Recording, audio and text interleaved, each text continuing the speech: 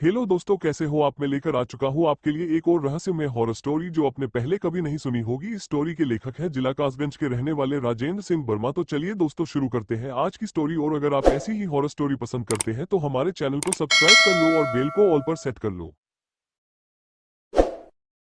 बता ए आईना, मुझसे ना तो कुछ छुपा। बता इस दुनिया में खूबसूरत कौन है? कौन है खूबसूरत? तू और कौन? कहते हुए आईना जोर जोर से हंसने लगता है। अब तो भी इस दुनिया वालों की तरह मेरी हंसी उड़ा रहा है। कहते हुए वो लड़की गुस्से में एक बदसूरत चाहत में बदल जाती है। कोई हो ना हो खूबसूरत, मैं हूँ सबसे खूबसूरत। अब जो आईना मेरी हंसी उड़ा रहा था, अब यही है मेरा घर। खूबसूरती के लिए सीरत को जो करेगा नजरअंदाज, वो होगा खत्म, हमेशा के लिए खत्म। कहते हुए वो साया धुआं बनकर उस आईने में समा जाता है। माँ, ये सब क्या है? तुमने मेरी शादी तय कर दी और मुझे बताना जरूरी भी नहीं समझा। हर चीज तुझसे पूछ के तय नहीं करूंगी। तुम्हारे पिताजी के दोस्त की बेटी है। बचपन में ही उन्होंने अपनी दोस्ती को मजबूत करने के लिए तुम्हारी शादी तय कर दी थी। अब जब सही समय आ गया है, इसीलिए उन लोगों को एक दो रस्म के लिए बुला लिया है घर में। माँ, आपने सीधे रस्म के लिए बुला लिया। एक बार भी नहीं सोचा कि यदि मैं किसी से प्यार करता हूँ तो? देखो, सब कुछ तय है। तुम कल मेहमानों के सामने कोई नाटक मत करना। माँ की बात सुनकर अनिमेश गुस्से से अपने कमरे में चला गया और फोन पर किसी से बात करने लगा। फोन पर बात करते करते उसके चेहरे पर चमक आ गई। अगले दिन सब मेहमान उनके घर आ चुके थे, मगर लड़की घूंघट किए बैठी थी। ये बात अनिमेश और उसकी माँ उषा जी को बहुत अजीब लगी। अरे ये क्या, तुमने मुंह क्यों ढक रखा है? अपना चेहरा तो दिखाओ बेटी। अरे भाभी जी, वो थोड़ी सी शर्मीली है। अभी आप लोगों को जानती नहीं है ना, इसीलिए शर्मा रही है। शादी के बाद सब ठीक हो जाएगा। उनका ये तर्क उषा जी को कुछ समझ में नहीं आया, मगर अपने पति के वादे को पूरा करने के लिए उन्होंने ज्यादा सवाल जवाब किए बिना शादी करवा दी। मगर शादी की रात ही अनिमेश गुस्सा होते हुए बोला, माँ, तुमने मेरी बात नहीं मानी ना? देखो, हमारे साथ धोखा हुआ है। धोखा? कैसा धोखा? अरे लड़की के पूरे चेहरे पर दाने दाने हैं, बहुत ही गंदी लग रही है। गंदी लग रही है? क्या कह रहा है तू? जरा मैं भी तो जाकर देखूं। उषा जी उस लड़की को जाकर देखने लगी। उसके दाग वाले चेहरे को देखकर वो भी गुस्से में बोली, अच्छा, तो ये है तुम्हारे संस्कार, इसीलिए तुम लोगों ने चेहरा नहीं बताया था। ये तो सरासर धोखा है रूपिका।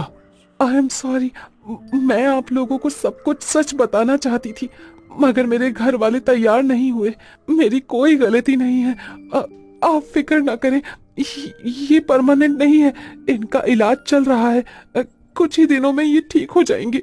धीरे धीरे लड़की की मीठी आवाज, बोलने के लहजे और काम काज के तरीके से उसने उषा जी के दिल को तो पिघला दिया। मगर अनिमेश अभी भी नाराज था। उसकी ऑफिस की छुट्टी वाले दिन उषा जी बोली, बेटा, जो कुछ भी हुआ उसे भूल जा। अब वो तेरी पत्नी है, इस घर की बहू। उसके साथ अच्छे से रहकर चेहरे की सुंदरता का क्या है? आज है कल नहीं, मगर वो लड़की मन से सुंदर है बेटा। प्लीज माँ, मुझसे कोई बहस मत करो, मुझे कहीं नहीं जाना। तभी उसके फोन पर किसी का फोन आया तो बात करते हुए अनिमेश मुस्कुराने लगा। ठीक है माँ, मैं उसे अपने साथ ले जाता हूँ। अनिमेश रूपिका को पहली बार बाहर लेकर जा रहा था, इसलिए वो बहुत एक्साइटेड थी। वो अच्छे से तैयार होकर अनिमेश के साथ घूमने निकल गई। अनिमेश उसे पहाड़ों पर घुमाने के लिए ले गया। अनिमेश किसी से फोन पर बातें करते हुए आगे तेजी से चल रहा था। रूपिका उसके पीछे पीछे धीरे धीरे चल रही थी। अनिमेश जी, प्लीज रुकिए ना। अनिमेश जी, मैं पीछे रह गई हूँ। अनिमेश जी। हाँ, तुम पीछे रहोगी तो मैं क्या करूँ? फटाफट चल नहीं सकती? नाम रूपिका और शक्ल। अरे इतना धीरे धीरे चलोगी तो कुछ घूम नहीं पाओगी। रूपिका धीरे धीरे आगे बढ़ रही थी, तभी उसे किनारे पर एक कांच चमकता हुआ नजर आया। अरे ये क्या है? कहते हुए उसने उस कांच को उठाया तो उसमें उसे किसी और का अक्स नजर आया। वो हैरान हो गई, मगर जैसे ही उसने दोबारा देखा तो उसी का अक्स था, मगर वो अक्स कांच पर कुछ ऐसे हिल रहा था मानो वो अक्स कांच पर ना होकर पानी पर हो। कितना अजीब सा कांच है, मगर दिख तो सुंदर रहा है। इसे अपने पास रख लेती हूँ। कहते हुए उसने उस कांच को अपने पास रख लिया, मगर तब तक अनिमेष काफी दूर चला गया था। रूपिका तेजी से कदम बढ़ाते हुए कुछ ही पल में उसके पास पहुंच चुकी थी। रूपिका को खुद हैरानी हो रही थी कि वो इतनी जल्दी कैसे चल पाई। अरे तुम तो काफी पीछे रह गई थी, अचानक से यहाँ कैसे? तभी एक लड़की वहां आई और अनिमेष के गले लगकर खुश हो गई, और फिर उसने हिराकत भरी नजरों से रूपिका की ओर देखा। फिर उन्होंने आंखों ही आंखों में कुछ बात करी और वो लोग रूपिका के साथ आगे चलने लगे।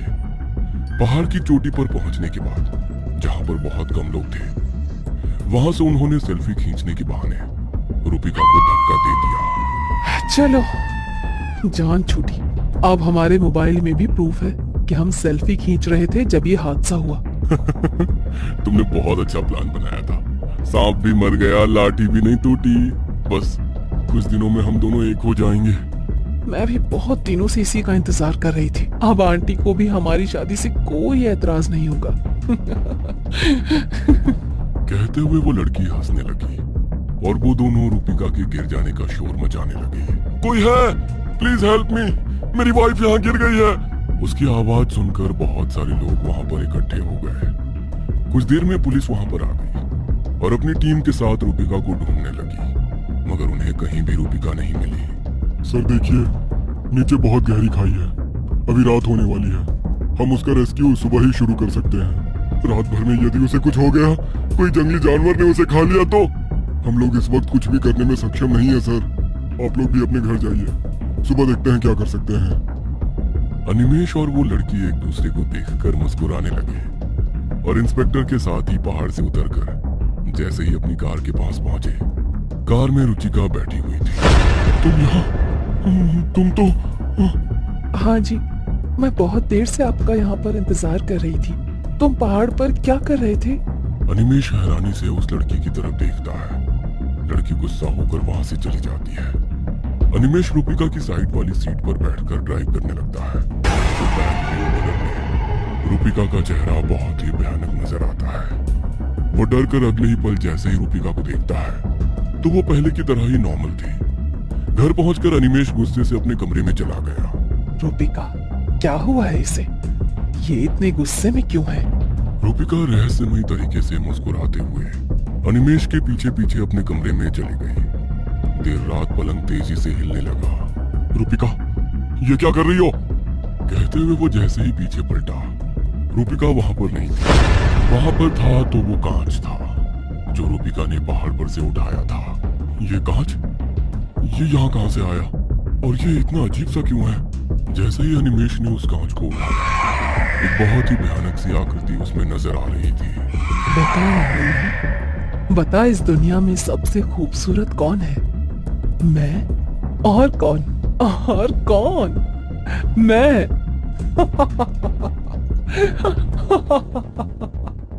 कहते हुए वो जोर जोर से हंसने लगी।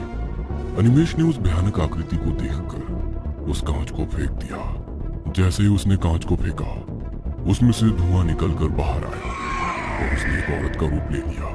इस दुनिया में सभी को चांद पसंद है, मगर कोई उस चांद के दाग को नहीं देखता। जब ईश्वर ने उस चांद में भी दाग बनाए हैं तो इंसान की क्या औकात है। मगर तुम्हारे जैसे लोग सुंदरता में इस तरह खो जाते हैं कि उन्हें होश ही नहीं रहता कि मन की सुंदरता भी कोई चीज होती है। अब तुम भी बहुत सुंदर हो जाओगे, बिल्कुल मेरी तरह।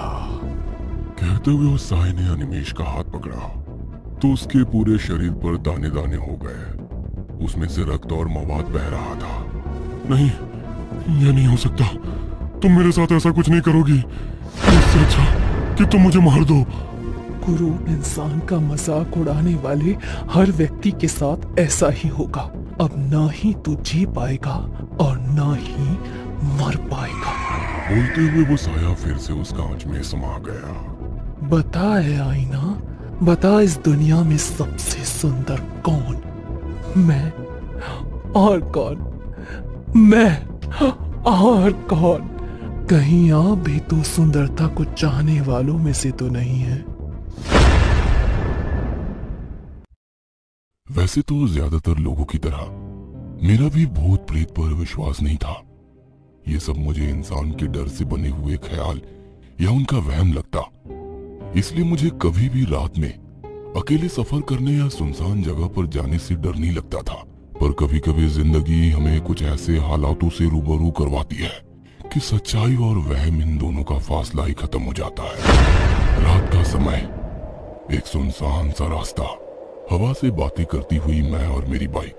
अमावस का अंधेरा था, ठंडी ठंडी हवाएं चल रही थी और रास्ते पर मुश्किल से कोई गाड़ी थी। मैं अपनी ही धुन में बाइक चलाते हुए आगे बढ़ रहा था। तभी मुझे एक बुजुर्ग आदमी रास्ते के एक तरफ चलते हुए दिखाई देता है। इतनी रात को ये बुजुर्ग आदमी इस सुनसान रास्ते पर आखिर क्या कर रहा है? ऐसा सोचकर मैंने बाइक उसके पास रोक दी और उन्हें आवाज लगाई, अरे दादाजी, इतनी रात गए, आप यहाँ क्या कर रहे हो? दादाजी मेरी आवाज सुनकर रुके और धीरे से मेरी तरफ मुड़े। 1 मिनट से ज्यादा वो मुझे घूरे ही जा रहे थे। मुझे थोड़ा अजीब लगा। दादाजी बूढ़े थे, पर अभी भी उनका कद और शरीर किसी पहलवान से कम नहीं था। बड़ी मूछें और चेहरे पर हल्की हल्की झुर्रियां, बदन पर ओढ़ी हुई एक शॉल और पैरों में पहनी हुई गांव की चप्पल। मैंने उनसे फिर पूछा, अरे आप इतनी रात गए इस सुनसान सड़क पर क्या कर रहे हो? दादाजी हल्का सा मुस्कुराए और बोले, बस अपनी मंजिल की तरफ जा रहा हूँ। ये सुनकर मैं थोड़ा हैरान हुआ।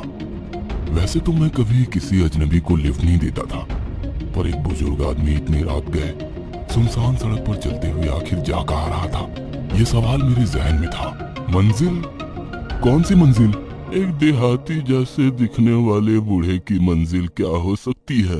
एक गांव। मुझे थोड़ा अजीब लगा, क्योंकि आते वक्त ना तो मुझे कोई गांव दिखा था और ना ही कोई घर की रोशनी। मैंने उस रास्ते पर आगे तक नजर डाली, पर दूर दूर तक कोई गांव या घर नहीं दिख रहा था। पर यहाँ तो आसपास कोई गांव नजर नहीं आ रहा। दादाजी फिर मुस्कुराए और बोले, खुली आंखों को जो नहीं दिखता वो इस संसार में है ही नहीं, ऐसा मानना जरूरी तो नहीं। दादाजी की बातें मुझे समझने में थोड़ी अटपटी लग रही थी।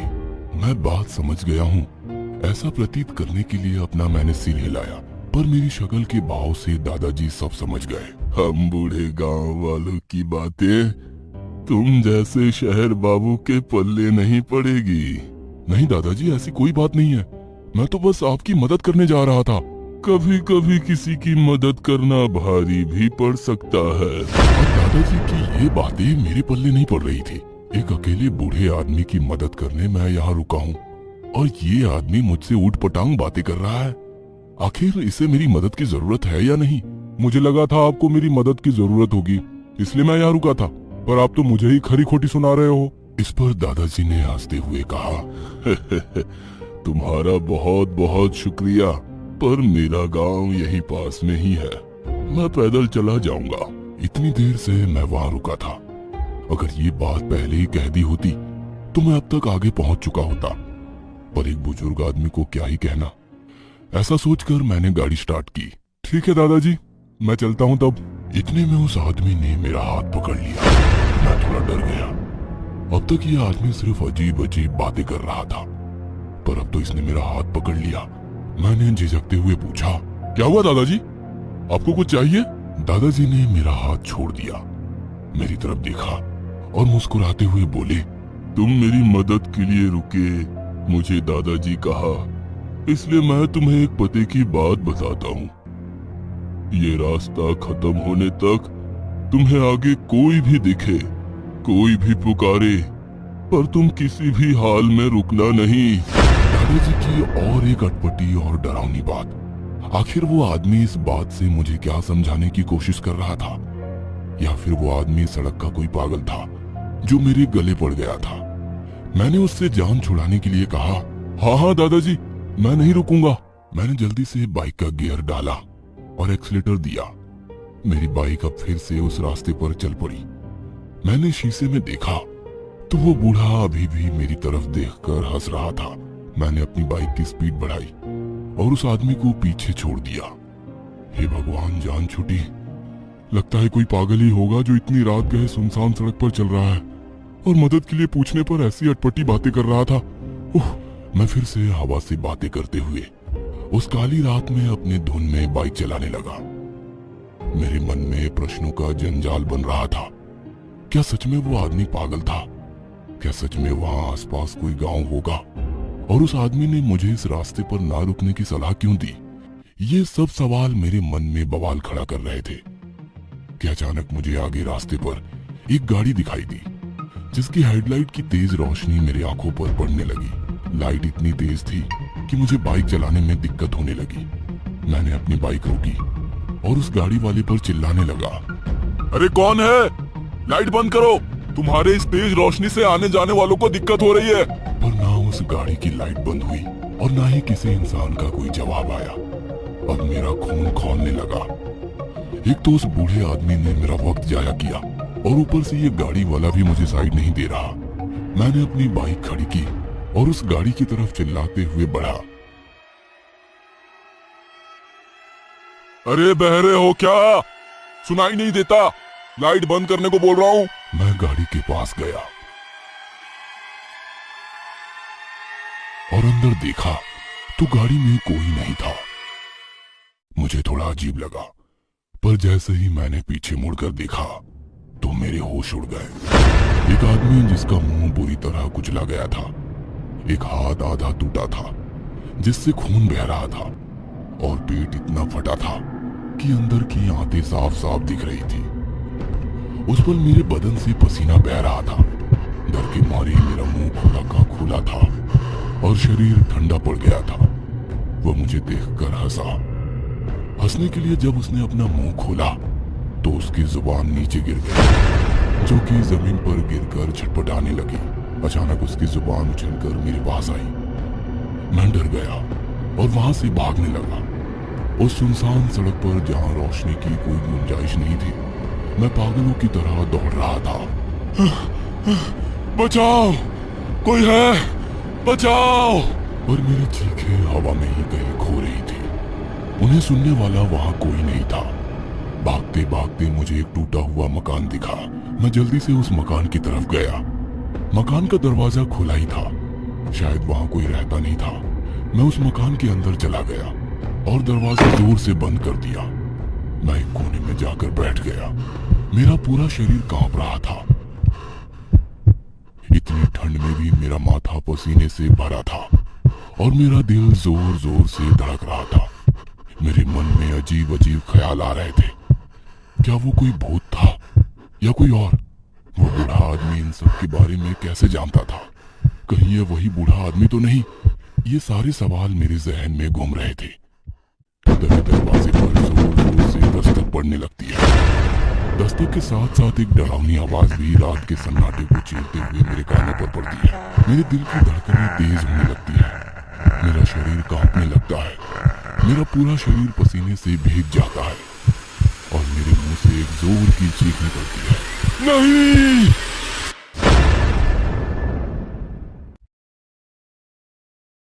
अचानक मेरी चीख के साथ सब कुछ शांत हो जाता है। दरवाजे की दस्तक, वो भयानक आवाज, सब कुछ देर के लिए ही सही, पर अब मेरी जान में जान आ गई थी। मुझे कैसे भी करके यहां से निकलना था। मैं बड़ी हिम्मत करके उस दरवाजे के पास गया। दरवाजे पर एक छोटा सा छेद था जिससे थोड़ी सी रोशनी अंदर आ रही थी। मैंने उस छेद से बाहर देखने की कोशिश की और आखिरकार वो काली रात गुजर चुकी थी। मैं उस मकान से बाहर आया तो दिन ढल चुका था। मैं अपनी बाइक ढूंढने लगा और आखिरकार मैं रास्ते पर पहुंच गया। मैंने देखा कि वहां बहुत सारे लोगों की भीड़ जमी हुई है और उस भीड़ में वो पागल बूढ़ा आदमी भी था। एम्बुलेंस में किसी की लाश ले जा रहे थे। मैं उस बूढ़े आदमी के पास गया। वो एक दूसरे आदमी से कुछ कह रहा था। आखिरकार इस रास्ते ने और एक जान ले ली। मैंने इसे मना भी किया था, पर नियति के सामने कोई क्या कर सकता है। एक हवा का झोंका आया और लाश के मुंह पर से कपड़ा हट गया और मैंने जो देखा वह दिल दहला देने वाला था। मुझे हमेशा से लगता था कि भूत प्रेत एक वहम है, पर अब मैं खुद इस हाईवे पर अपना शिकार